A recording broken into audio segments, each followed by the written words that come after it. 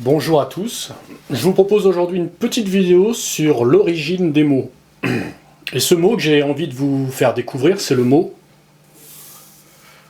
handicap. Alors tout d'abord, sachez que le mot handicap n'est pas français. Il vient comme d'autres mots d'Angleterre.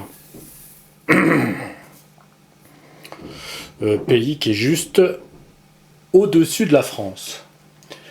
Mais en passant dans la langue française, il a été mal entendu et quelque peu modifié. Car là-bas, à l'origine, on parlait de hand in the cap. Ce qui traduit en français donne main sur le chapeau ou aussi main sur la tête. Mais pourquoi la main sur la tête, me direz-vous ? Pour bien comprendre, il faut chercher dans la vie des Anglais du XVIIIe siècle, moment où est apparu pour la première fois ce mot. Il faut savoir que les Anglais adorent parier, miser de l'argent sur des courses, sur des jeux. Et c'est justement lors de courses de chevaux que sont apparues ces premières mains sur la tête. En effet, soucieux de rendre le spectacle plus attractif et l'issue des courses plus indécise, en d'autres termes que ce ne soit pas toujours les mêmes qui gagnent, les parieurs ont décidé que les vainqueurs, les plus forts donc, devraient garder une main sur la tête pendant toute la course. Ce qui est difficile car tenir les rênes du cheval en plein galop demande beaucoup d'agilité, d'adresse et d'équilibre. Mais c'était un moyen pour que tout le monde puisse espérer gagner. Dans le même temps, le mot handicap est apparu dans un autre sport, le golf. Le handicap au golf est un nombre qui définit le niveau de jeu du joueur. Plus son handicap est élevé et plus on est aidé.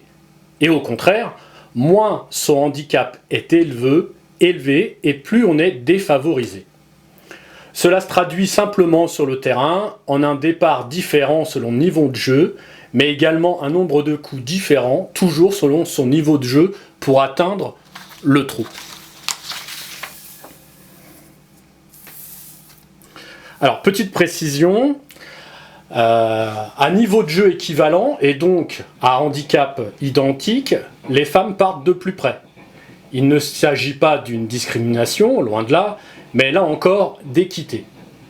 Il convient de rendre la difficulté identique entre les hommes et les femmes. Bon, et comme il est établi physiologiquement que les femmes ont moins de force musculaire que les hommes, il est donc tout à fait normal qu'elles partent d'un peu plus près.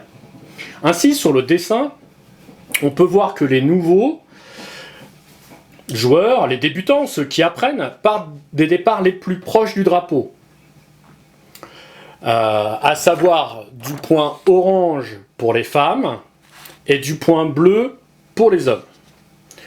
Pour ceux qui savent déjà bien jouer, eux partent du point rouge pour les femmes et du point bleu pour les hommes.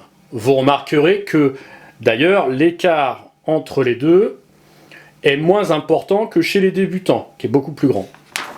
Et enfin, les champions partent du point jaune pour les femmes et blanc pour les hommes. Tous ont le même objectif, atteindre le trou au niveau du drapeau et le même nombre de coups pour réussir le trou. Dans cet exemple, réussir à mettre la balle dans le trou en moins de 7 coups. Dans le golf, on a encore la notion de handicap comme moyen d'équilibrer les chances entre les joueurs. Vous l'aurez compris, en sport, le handicap correspond à la volonté de donner autant de chances à tous les concurrents en imposant des difficultés supplémentaires aux meilleurs. C'est donc un moyen d'équilibrer les chances de gagner entre tous les joueurs. Mais au-delà de cette définition du terme handicap, ce qu'il faut retenir, c'est que ce mot a été inventé pour offrir plus d'équité entre les personnes, puisqu'il a été inventé pour équilibrer les chances entre les joueurs. Il a donc fallu définir un niveau de handicap pour chacun des joueurs.